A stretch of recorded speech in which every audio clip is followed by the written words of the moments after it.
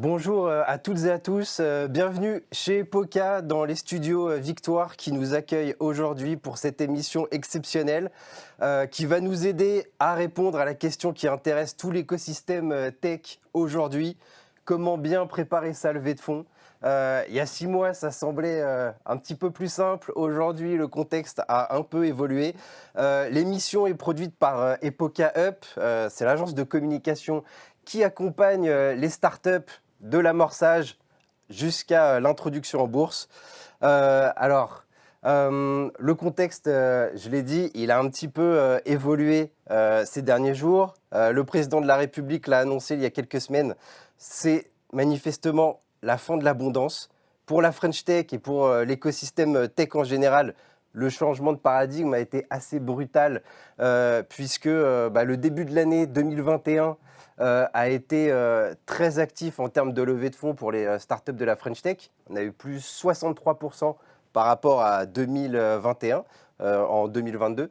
Et puis tout d'un coup, il y a eu comme un coup d'arrêt. Et donc, dans ce nouveau contexte, on est peut-être un petit peu perdu et on a la chance d'avoir parmi nous aujourd'hui les meilleurs experts pour nous permettre d'y voir plus clair. Marie-Capucine Lemétais, bonjour. Bonjour. Merci d'être parmi nous. Vous êtes partenaire chez Ring Capital, fonds d'investissement précurseur dans l'investissement à impact. Est-ce que vous pouvez nous en dire un petit mot? Oui, Ring Capital, on a monté la société de gestion il y a 4 ans. Aujourd'hui, on a 3 fonds, un fonds de grosse, un fonds d'early stage et un fonds philanthropique sur tous les sujets tech et impact, en gros. Merci, bienvenue. Emmanuel Freund, vous êtes le cofondateur et CEO de Powers, l'EdTech, le jeu vidéo qui veut révolutionner l'éducation. Est-ce que vous pouvez nous en dire un petit mot? Alors Power, c'est l'idée de comment on va pouvoir rendre l'écran utile, comment les enfants qui restent 3 heures parfois devant la télévision ou devant des jeux vidéo débilitants pourraient apprendre plein de choses. Merci. Et Charles Le Tourneur, vous êtes le cofondateur d'Alven. Alven, un fonds qu'on ne présente plus en France puisque c'est l'un des fonds les plus réputés. Vous êtes aussi, on peut le dire, éleveur de licornes. On peut citer Conto, Algolia, il y en a peut-être quelques-unes d'autres. Et puis vous pourrez peut-être nous dire en exclu s'il y en a qui vont devenir licornes très prochainement. On verra aussi, on parlera peut-être des centaures. En juin dernier, vous avez bouclé votre 6e fonds de 350 millions d'euros. Bienvenue. Un petit mot aussi sur Alven. C'est ça. Nous, en fait, notre métier, c'est de rentrer très tôt sur des entrepreneurs ambitieux et talentueux pour essayer de créer des grosses histoires qui vont être révolutionner certains secteurs du digital. Et en France, on a une vraie expertise dans un certain nombre de sujets. Et merci. Et puis on a Marc Wyatt qui va nous rejoindre. Il est coincé sur son kitesurf. Il est très sportif. Il va nous rejoindre d'ici quelques minutes. Et il est le patron de KPMG Corporate Finance en France. Il accompagne évidemment tous les entrepreneurs qui lèvent des fonds. Alors le premier sujet, on l'a dit, est-ce que c'est la fin de l'abondance pour les levées de fonds? On pensait, parce que depuis la rentrée, on a vu une grosse baisse des annonces de levée de fonds dans la French Tech. On l'a vu sur les marchés financiers, la situation est très compliquée. Malgré tout, alors, la semaine dernière, il a fallu que je refasse un peu tout le plan parce que la semaine dernière, on a eu une annonce, on a eu 25 annonces de levée de fonds pour plus d'1 milliard d'euros dans la French Tech. Alors, on sait que parfois, les annonces de levée de fonds sont un peu décalées dans le temps. On sait qu'il y a différentes manières de présenter ces levées de fonds. Alors, est-ce qu'il y a vraiment un coup d'arrêt dans les levées de fonds ou alors, comme on l'a vu la semaine dernière, ça repart avec 1 milliard d'euros? Qu'est-ce que vous en pensez, Marie-Capucine? Je pense que le coup d'arrêt a été fort. À partir d'avril, on a quand même senti un grand coup de froid. Évidemment, et heureusement, il y a des sociétés avec des gros potentiels qui sont passées au travers, qui ont réussi à faire des grosses levées. Et je pense que c'est ce qu'on a vu la semaine dernière. Je pense aussi que voilà, il y a une nouvelle donne qui a été un peu définie. On a changé, que ce soit sur les montants levés, les valorisations, les canons de beauté finalement des boîtes qui lèvent. Et donc, on va s'adapter à cette nouvelle donne. Les investisseurs ont plein d'argent, vont continuer à investir, donc on va continuer à avoir des annonces et des levées, mais dans ce nouveau contexte et avec ces nouveaux critères. Dans les nouveaux critères, certainement une recherche de plus de rentabilité rapidement, même si chez les investisseurs, ça a toujours été forcément une atteinte qui est recherchée, mais peut-être à une échéance maintenant plus courte. Peut-être d'autres critères qui ont rapidement évolué?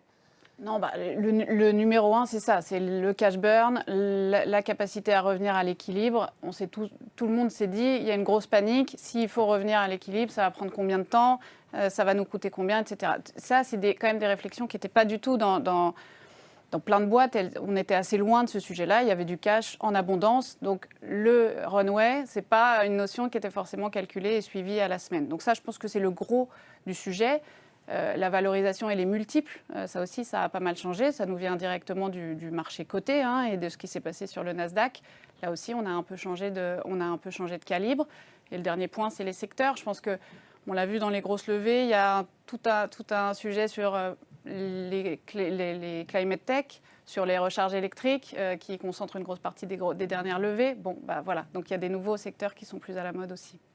Très bien. Après, vous dites les valorisations, elles baissent. Est-ce que pour les investisseurs, au final, c'est pas plutôt une bonne nouvelle? Il y avait un peu un emballement. Les valorisations, il faut les voir aussi à terme, donc à l'exit. C'est pas parce qu'on lève sur des valorisations très élevées au début que ça se passe bien par la suite.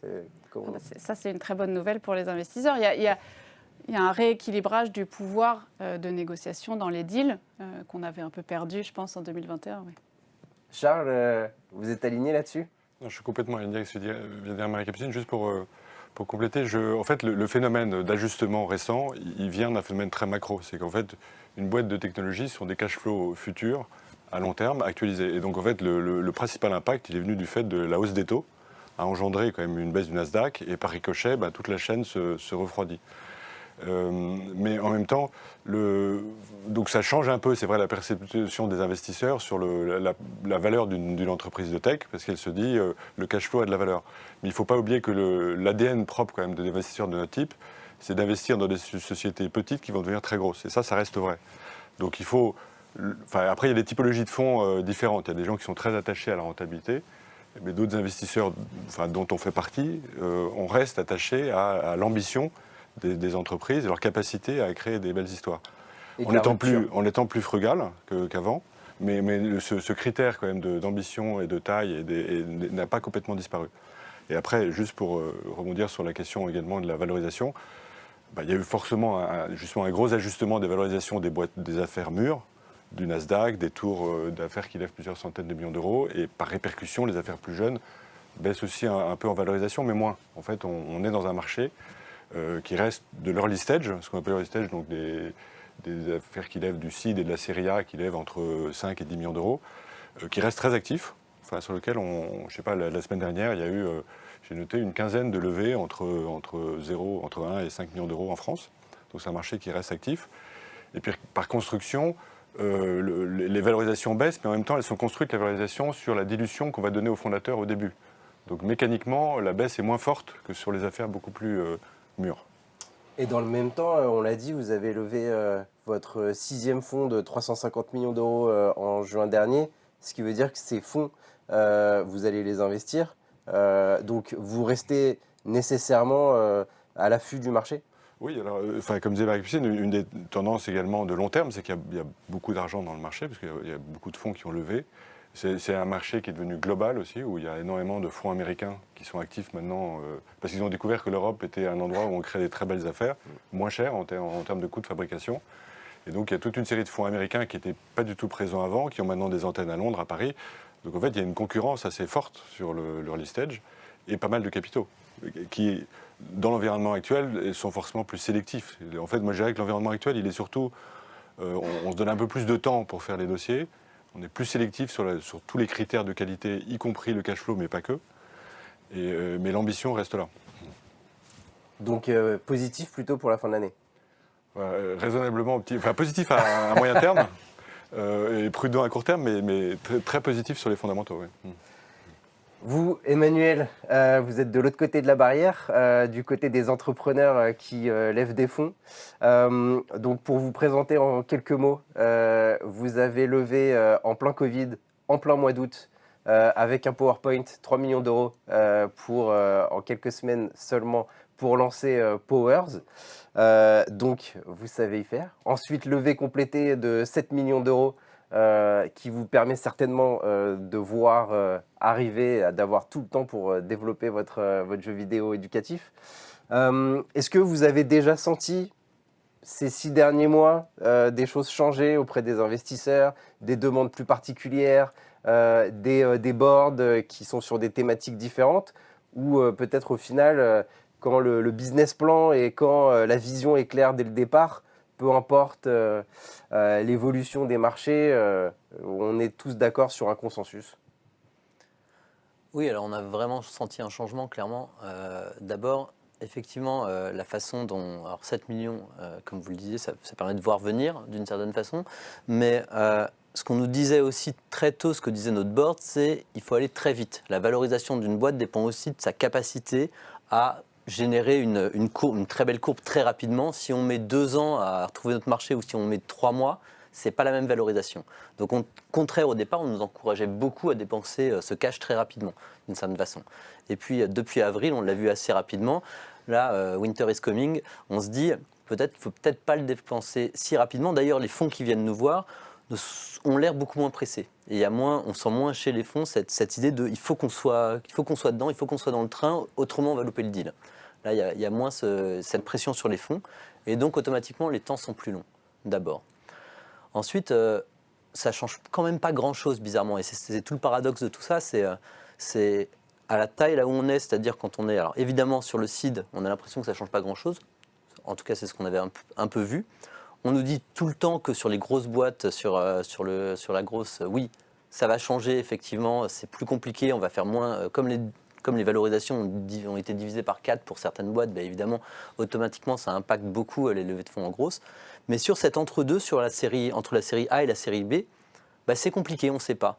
D'un côté, on nous dit il va falloir voir vos métriques, donc il faut 4 mois, 5 mois de métriques avec de la rentabilité, avec de l'acquisition, avec de la rétention, avec toutes ces... Enfin, on ne va pas lever sur du rêve. Et de l'autre côté, si le rêve est vraiment bien, oui, ça va quand même marcher. Donc c'est un entre-deux quelque part qu'il faut choisir. Charles parlait de la concurrence et de l'arrivée des fonds internationaux en France. Est-ce que vous sentez une différence en fonction des zones? C'est-à-dire les fonds américains peut-être un petit peu moins actifs en France actuellement parce qu'ils sont en train de gérer leurs problèmes, ou est-ce que ça crée une nouvelle donne aussi? Comment vous sentez les choses également, puisque vous avez aussi levé au fond de prêts internationaux dans votre carrière, donc comment vous sentez les choses? Là, pour le coup, je n'ai pas vraiment vu de différence. C'est peut-être vous en avez vu plus, mais sur Powers, on a, comme au début, en fait, beaucoup plus d'intérêt des fonds américains et des fonds européens en général, qui ne sont pas que des fonds spécifiquement français. C'est-à-dire qu'on a vu que le marché est devenu beaucoup plus international. Très clairement, depuis 2 ans, les fonds investissent beaucoup en Europe, et ça n'a pas particulièrement changé. Enfin, on n'a pas vu un changement drastique là-dessus. Sur du late stage, il y a eu certains gros fonds qui sont arrivés massivement et qui sont quand même un peu repartis. Ça a été le cas sur toute l'année 2021. Tiger et consorts. Est-ce qu'ils vont revenir? Peut-être, mais ils ont quand même fait ce petit mouvement. Après, il y a beaucoup de fonds. Effectivement, le marché est global et il y en a quand même pas mal qui se mettent effectivement à regarder la France avec intérêt et qui continuent à investir. Donc, on n'a pas, effectivement, mis à part les très gros et les super levées, les méga rounds qui ont eu lieu fin 21, début 22, les autres acteurs sont quand même très présents aujourd'hui et ça reste assez concurrentiel. Dans ce nouveau contexte, est-ce qu'il y a des secteurs qui sont particulièrement chauds, c'est-à-dire le secteur dans lequel on veut investir, et d'autres qu'on veut mettre de côté parce qu'il y a un contexte différent? Oui, je pense qu'il y a toujours eu des canons de beauté, il y a toujours eu des choses qui étaient très à la mode et qui le sont moins. Et ça, je ne sais pas si c'est lié à ce contexte-là. Il y a des vrais effets de mode. Là, ça vient renforcer les secteurs. Et bon, je vais parler de ce que je connais. Et tout le sujet de l'impact est particulièrement, je pense, sous les feux de la rampe. et devient très à la mode.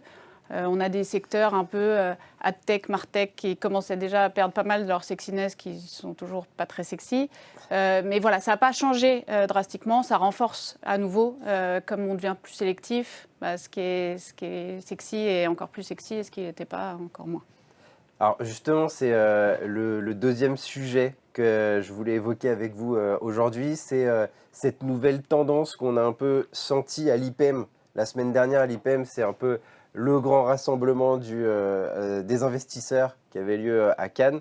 C'est la puissance de l'investissement à impact. Donc pour vous, ça tombe bien vu que vous avez eu un peu le nez creux il y a 2 ans en pivotant totalement sur l'investissement à impact. Du coup, c'est vrai qu'il y a déjà depuis quelques mois, même quelques années, des poches qui se sont constituées sur des investissements qui vont être spécifiquement targetés, ciblés sur des entreprises à impact positif, que ce soit social, environnemental. Ces fonds qui ont levé, ils vont devoir investir. Est-ce que ça, vous voyez peut-être une distorsion sur le marché ou ces fonds-là, ils vont continuer à investir Qu'est-ce que vous en pensez ?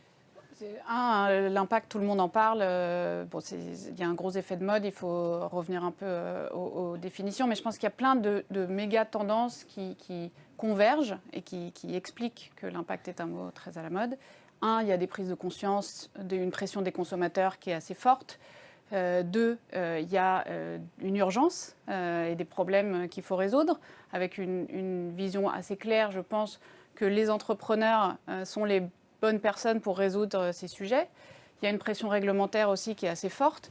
Et on l'a vu effectivement la semaine dernière à l'IPEM, tous les gros investisseurs institutionnels publics ont des énormes objectifs d'investissement dans la décarbonation, dans des enjeux sociaux, etc. Et selon moi, le dernier point et qui est le plus fort, c'est qu'on a fait la preuve qu'on pouvait faire des super belles boîtes avec une grosse performance financière qui ont effectivement de l'impact, que ce soit sur le social ou sur l'environnemental. Donc en fait, on arrive à réconcilier, à aligner la perf financière et la perf d'impact. Donc en fait, le modèle, il trouve réellement sa place. Et on accueille, merci, Mark Wyatt qui nous rejoint, qui était sur son kitesurf et qui est toujours bronzé. Désolé pour le retard, j'avais 3 endroits différents ce matin, entre Rennes ici et pas kitesurf, c'est Ironman cette semaine. Ironman cette semaine, c'est un peu plus simple que le kitesurf. Ouais. Je t'accompagnerai si, si j'ai le temps. Marc, on parlait du coup, voilà, tu arrives, tu as directement des questions. Comment tu vois le contexte ? On disait là, le début d'année a été tonitruant pour la French Tech, avec beaucoup de levées, plus de 8 milliards levés sur le premier semestre, et puis d'un coup là, à la rentrée, les capitaux qui se sont un peu évaporés. Oui, ça fait un début d'année exceptionnel sur les levées de fonds, sur les fusions-acquisitions, sur les marchés. On part en vacances et moi, pour en anglais, on n'a plus de reine d'Angleterre et le sterling, les livres sterling dégringolent. On est dans un contexte de marché très difficile. On sent déjà sur certains segments, c'est vraiment sectoriel. On a vraiment senti tout de suite l'impact au niveau de l'immobilier. Qui est très sclérosé. Ensuite, l'impact sur d'autres segments de marché. Mais ce n'est pas tout noir. Il y a beaucoup de good news, feel good. Le health tech est très résilient et booming. Mais le monde a changé. Donc, plus de sélectivité en cette deuxième partie de l'année. Mais on n'est pas encore sous antidépresseurs pour l'instant. Et on parlait justement, merci, des entreprises à impact. Qui ont le vent en poupe. Mais aussi, vous, Alven, vous n'êtes pas un fonds à impact.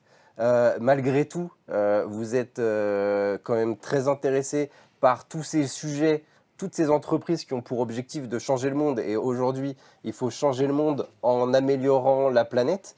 Comment vous avez fait peut-être évoluer vos critères d'investissement ? Quels sont les secteurs que vous privilégiez par rapport au monde d'avant qui était il y a 6 mois peut-être ?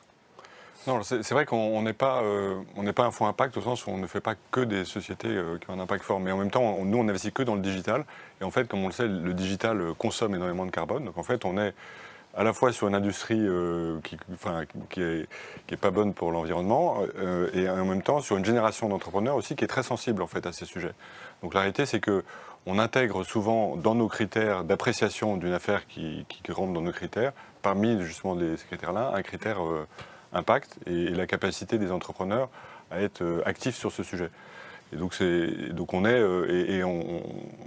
est assez proactif pour qu'ils aient une démarche sur le sujet, même si ça ne rentre pas, vous voyez, dans la décision d'investissement elle-même. Et pour rebondir aussi sur les secteurs, sur ce que disait Marc, c'est vrai que nous, on est 100% digital en termes de secteur, sauf qu'on voit une des tendances sectorielles aujourd'hui d'investissement, c'est que tous les sujets qui sont quand même très consumer-facing, parce que dans la tech, finalement, il y a les sujets très B2B, très software, avec des modèles SaaS qui sont assez rassurants pour les investisseurs et très résilients, et tous les sujets consumer-facing qui sont assez exposés notamment à la consommation et à l'inflation. Ça, c'est des sujets aujourd'hui qui sont un tout petit peu moins à la mode en termes de tendance. En revanche, tout ce qui est lié à la green tech et à l'énergie est évidemment une tendance, dans la limite de nos critères à nous, qui sont des critères il faut que ce soit du software, il ne faut pas que ce soit des sujets sur lesquels il y a de l'investissement en capital et en infra. Et donc là, il y a une tendance assez forte. Et une autre tendance lourde du secteur, pour le coup, qui traverse, je dirais, la tendance, le sujet actuel conjoncturel, c'est tout ce qui tourne autour de la data. Tout ce qui tourne autour de la data, l'intelligence artificielle. C'est un domaine d'excellence en France. Et sur les 5 plus belles boîtes de data du monde, il y en a 3 françaises. Et vous prenez Snowflake, c'est monté par des Français, Databricks, après il y a DataRobots, Dataiku, c'est un Français, et Datadog, c'est aussi un Français. Donc c'est un domaine d'excellence qui reste très très intéressant pour les investisseurs aujourd'hui. Merci. Emmanuel, toi tu comptes parmi tes investisseurs un fonds à impact. La question c'est un peu comment les fonds d'investissement à impact peuvent aider et soutenir les entrepreneurs à aller encore plus vers de l'impact positif, puisqu'avec Powers, l'objectif c'est de faire évoluer l'éducation pour aider les enfants à mieux apprendre grâce aux écrans qui vont faire partie de leur vie de toute façon. Voilà, comment ça se passe avec ces investisseurs? Comment ils aident? Alors, effectivement, je pense qu'aujourd'hui, on ne peut plus trop se poser la question de savoir si l'impact a une importance ou pas. Et on le voit dans notre vie de tous les jours. Nous, alors, chez Powers, on est une entreprise à impact par définition presque, puisque c'est ce qu'on veut faire, essayer d'améliorer un peu le monde. Mais c'est aussi très important pour une entreprise pour recruter les gens. C'est-à-dire que les gens à l'intérieur, les gens qui viennent travailler, vont beaucoup plus naturellement travailler dans une entreprise qui a une mission, qui a quelque chose, qui a un but, plutôt que sans comprendre à quoi ils servent. Et c'était très important pour nous d'avoir, dès le départ, dans le board, parmi nos investisseurs, quelqu'un, quelque part, qui est garant de cet élément-là. Et donc, quand on allait voir Raise, justement, qui est le fonds impact de Raise, Seed for Good, on leur a demandé de venir dans notre board pour, d'une certaine façon, être garant que nos discussions, nos réflexions stratégiques, notre direction, quelque part, continuent à privilégier ce côté impact, même si, de base, évidemment, c'est ce qu'on veut faire. Et en même temps, l'impact, du coup, on l'a dit, est présent partout, puisque la société veut avancer vers des solutions toujours plus positives pour la planète. Du coup, c'est dans les médias. Le dernier sujet qui nous intéresse aujourd'hui, c'est justement l'importance de la médiatisation, de la visibilité médiatique pour les entrepreneurs comme pour les fonds. Là, on est vraiment dans une nouvelle situation dans laquelle il y a forcément plus de concurrence pour les startups pour lever, puisqu'on l'a dit, il y a une raréfaction du capital. Donc, il va peut-être falloir être davantage encore plus présent dans les médias, visible dans les médias. Est-ce que, Marie Capucine, c'est quelque chose à laquelle vous faites particulièrement attention quand vous investissez dans une entreprise, voir que l'entreprise, elle sait communiquer, elle sait passer ses messages, elle est présente dans les médias qui vont parler à ses cibles, ou alors on préfère que l'entreprise reste totalement focalisée sur son sujet? Alors, j'aurais une réponse à 2 niveaux. Ça joue, je pense que ça joue et ça facilite le travail de levée de fonds, et ce à 2 niveaux. Je pense que la décision d'investissement, on sait qu'elle est elle est pleine de biais inconscients. L'investisseur est rempli de biais inconscients, il y a un peu de littérature là-dessus. Si par définition, il y a une communication très efficace d'une start-up qui est en pleine levée, ça va impacter positivement la vision de l'investisseur sur cette société-là. De façon un peu plus concrète, les fonds se professionnalisent un peu. Nous, on a mis en place des petits algos de sourcing et notamment on crawl les sites de news, les bases de données, etc. Donc plus une boîte communique, plus elle a de chances de remonter dans notre algo de sourcing et donc d'être visible. Ça, c'est le premier volet, ça compte. Après, par définition, nous, on aime bien, et sur notre fonds de growth, où on regarde des boîtes déjà un peu matures, on est presque sur du cap dev. On aime bien quand les boîtes ne sont pas très fortes en marketing, puisqu'on pense qu'il y a un gros levier. Du coup, on se dit, il y a le sous-jacent est super, ils ne sont pas encore très bons en marketing, on va pouvoir les aider là-dessus, on va pouvoir communiquer. Donc, c'est pas en tout cas, c'est pas du tout un sujet qui nous empêche d'investir ou qui nous freine, parce qu'on se dit au contraire, il y a encore une grosse marge de manœuvre là-dessus, et on va les présenter à Epoca.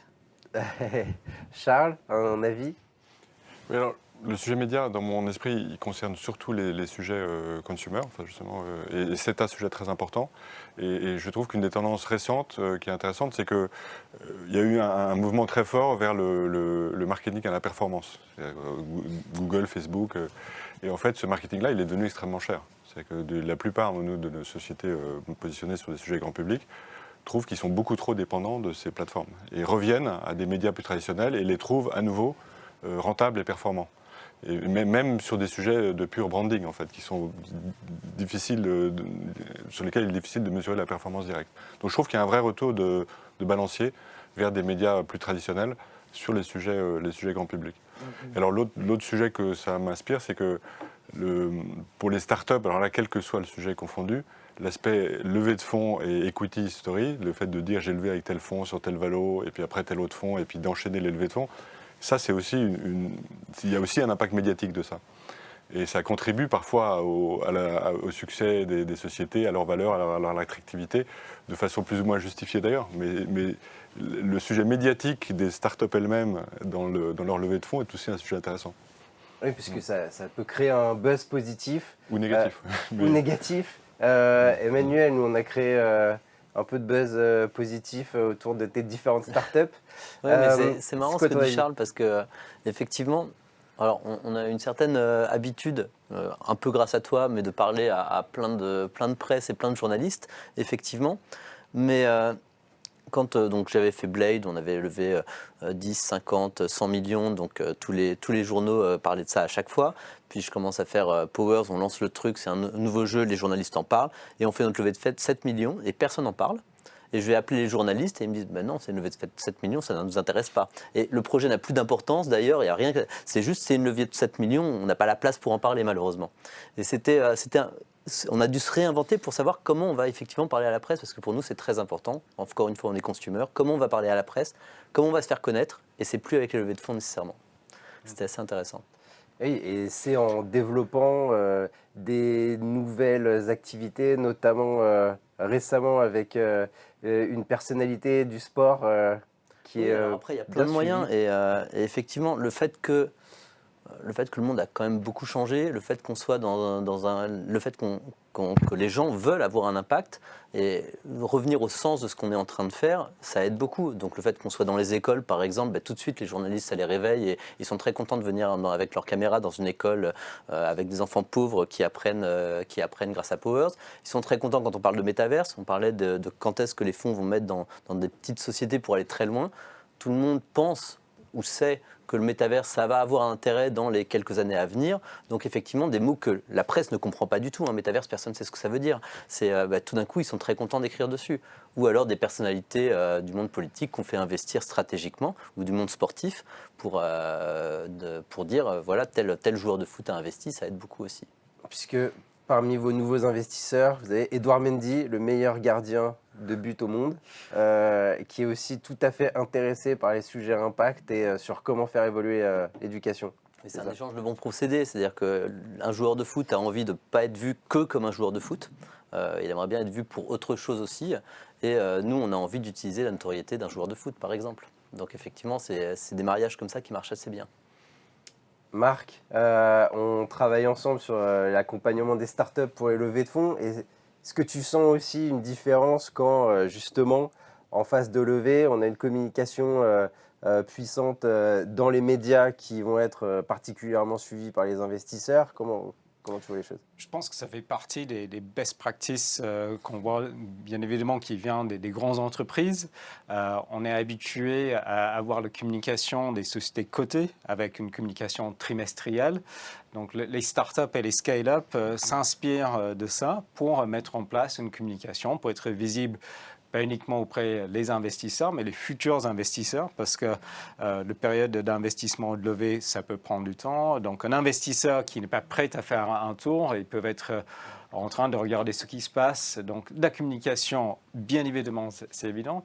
Il y a un autre élément aussi qui est important pour les startups, parce qu'on peut avoir des grandes ambitions, une vision, une trajectoire, mais est-ce qu'on délivre ? Et dans la communication, je crois fondamentalement que les startups et les scale-up doivent communiquer sur leur réussite, sur le fait que le projet compte et que ça progresse. Et ça donne confiance à tout le monde de croire dans les business plans et les trajectoires de ces sociétés. Donc plus de transparence aussi. Oui, tout à fait. Pour se relier un petit peu à la communication des entreprises cotées. C'est ce que vous avez l'habitude de faire, d'ailleurs, avec Powers, communiquer le deck de levée de fonds, ça pour aider. Donc ça, c'est un sujet. Si vous êtes en phase de levée de fonds, le deck de levée de fonds qui a levé 3 millions d'euros en quelques semaines sur un PowerPoint, il est accessible à tout le monde, il me semble, Emmanuel. Oui, c'est ça. Mais en fait, on a un avantage quand on est une start-up, quand vous êtes des start-up, c'est que quelle que soit la façon dont vous communiquez sur la transparence, sur ce que vous faites, sur comment vous le faites, ça va intéresser des gens et vous aurez un good feeling derrière. Donc effectivement, nous, on voulait enregistrer nos boards et les diffuser et que que tout le monde puisse le regarder. Il y a un fonds qui n'a pas voulu, mais on va réussir à le convaincre. C'est complètement idiot de ne pas le faire. On a donné les decks qu'on a fait, qu'on a utilisés et qui sont accessibles par n'importe qui pour être utilisés. Et ça permet de voir les erreurs qu'on a faites, les erreurs qu'on n'a pas faites, ce que vous feriez différemment. Ça permet, voilà, ça sert sûrement d'une façon ou d'une autre. Et cette transparence-là, en fait, nous aide aussi à avoir pas mal de presse, pas mal de communication et beaucoup de good feelings. Et même encore une fois, les employés, les gens qui travaillent avec nous sont très contents de travailler pour une société qui comprenne, dont ils savent où va l'argent, ce qu'on va en faire et quelles sont les décisions et comment ça se passe derrière finalement. Super. Et ce good feeling, cette communication et cette visibilité créée par les startups, quand elles sont dans votre portefeuille, est-ce que ça a un impact aussi pour vous? Est-ce que vous recherchez justement en tant qu'investisseur? On l'a dit, il y a des fonds américains, asiatiques qui sont maintenant très intéressés par le marché français. Comment on fait grimper sa marque pour rester au niveau? En tant que fonds, il y a deux niveaux. Il y a effectivement deux niveaux de marque. Il y a la marque qu'on a et qui sert principalement à bien expliquer son positionnement pour attirer à la fois les investisseurs et les entrepreneurs. Donc il y a un premier sujet de clarté sur la thèse, sur le positionnement, etc. Et ensuite, qu'est-ce qui l'illustre le mieux? C'est le portefeuille. Donc comment on est soutien de la communication des boîtes de notre portefeuille, sans en faire des caisses sur le fait que ce sont nos participations. On est investisseurs minoritaires, donc ça reste la propriété des sociétés de notre portefeuille. Mais je pense que voilà, c'est ça qui illustre le mieux qui on est. Donc plus on peut les soutenir sur ces aspects-là, plus on le fait. Et je pense que vis-à-vis à nouveau des LPs qui sont nous nos premiers clients, ils regardent nos boîtes. Et quand ils les connaissent et quand elles sont dans les médias, le même effet dont on parlait, c'est peut-être du bien inconscient, mais ça a quand même beaucoup d'impact. Charles? Je dirais qu'en fait, dans notre métier, il y a du marketing, de l'argent et de la vraie valeur ajoutée. C'est vrai que dans les fonds ont une image qui est assez forte souvent. Il y a des fonds américains qui sont extrêmement connus, alors qui sont à l'autre bout de la planète. Mais alors ils sont connus par leur performance parce qu'ils ont été dans toutes les belles histoires. Mais quand vous citez un de ces noms-là, même un entrepreneur français qui démarre, il est un peu fasciné par l'image qu'il a de ce fonds-là. Donc c'est vrai que le marketing même des fonds est important. Après, la réalité, c'est que c'est quand même, comme tous les métiers financiers, on fait circuler de l'argent. Donc il y a cette fonction principale. Mais enfin, le troisième étage, c'est qu'au-delà de l'argent, ce sont quand même des histoires humaines, essentiellement. Et au-delà de donc, tout ce qu'on peut... Donc ça veut dire énormément d'interactions entre les fondateurs et les fonds, de valeur ajoutée. Et les fonds, depuis quelques années, ont beaucoup investi sur la façon dont ils peuvent aider les fondateurs. Ce n'est pas que de l'argent, justement. Ils sont ce qu'on appelle, alors, dans notre jargon, on appelle ça en général la plateforme, qui sont des experts internes sur toute une série de métiers. C'est au-delà, vous voyez, du partenaire qui est en charge, qui a créé un lien avec un entrepreneur, qui est d'ailleurs le critère fondamental, ce lien entre l'entrepreneur et le partenaire. Il y a toute une série de sujets sur lesquels le fonds est embarqué avec la société et cherche à l'aider sur plein de trucs, de techniques. Donc il y a un peu ces trois aspects, quoi. Alors justement, on va utiliser les 5 dernières minutes pour aider les fondateurs ou même les investisseurs qui sont parmi nous. Il me semble qu'il y a un micro dans la salle s'il y a des questions. En attendant juste un petit mot par rapport à la visibilité, je pense que c'est quelque chose qui est important pour nous quand on conseille les startups, c'est l'identité des fonds d'investissement. Le métier, c'est pas uniquement d'amener du carburant, même si bien évidemment c'est important. C'est ce que le fonds d'investissement apporte au-delà de ça. Donc dans la communication médiatique, c'est qu'est-ce que le fonds a fait pour aider le start-up. Et ça, je pense que c'est un élément essentiel. Sur le plateau, nous avons des gens qui sont bien connus parce que les start-up, ils vont demander à leurs copains qui sont déjà investis comment ça se passe, qu'est-ce qu'ils font. Et ça, c'est important. Qui est relié aussi à la question sur le ESG aussi, que même les start-up qui n'ont pas forcément un fort impact, les fonds aident aussi les start-up à mettre en place une stratégie et demandent un reporting post-investissement. Donc, il y a tout un tas de choses que les fonds apportent autre que le chèque au moment du closing. Absolument. Je crois qu'on a une première question.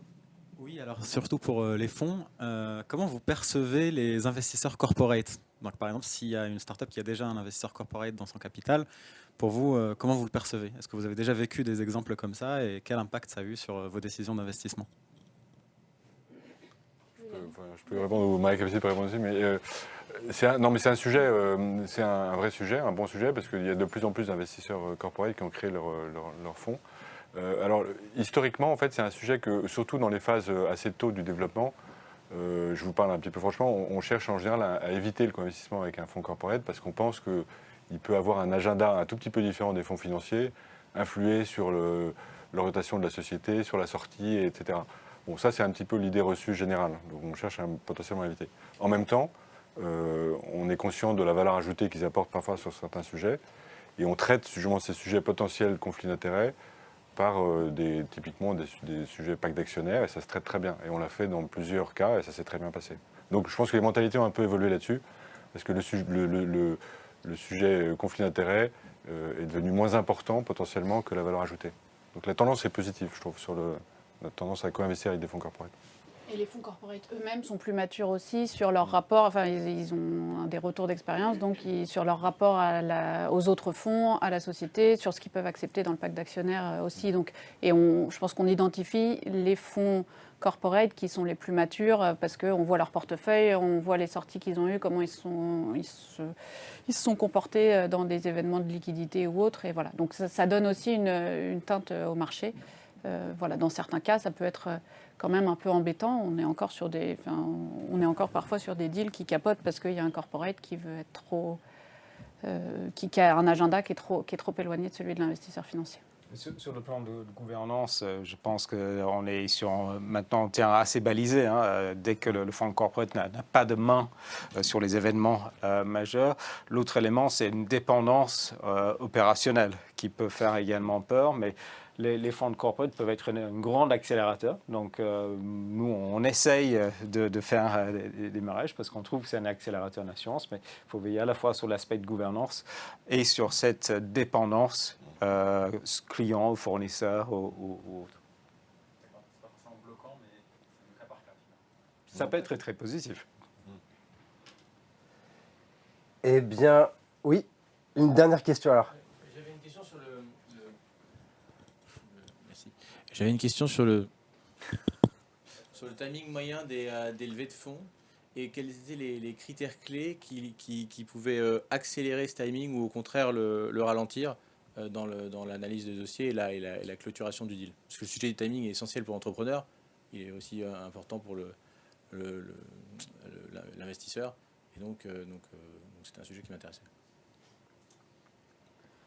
Ça dépend pas mal des stades d'investissement. Si on parle de l'early stage, on parle de, je dirais, un timing moyen autour de 6 semaines. Entre la prise de contact et le closing. Ouais, les 2 mois. Il y a un peu de temps pour préparer le closing.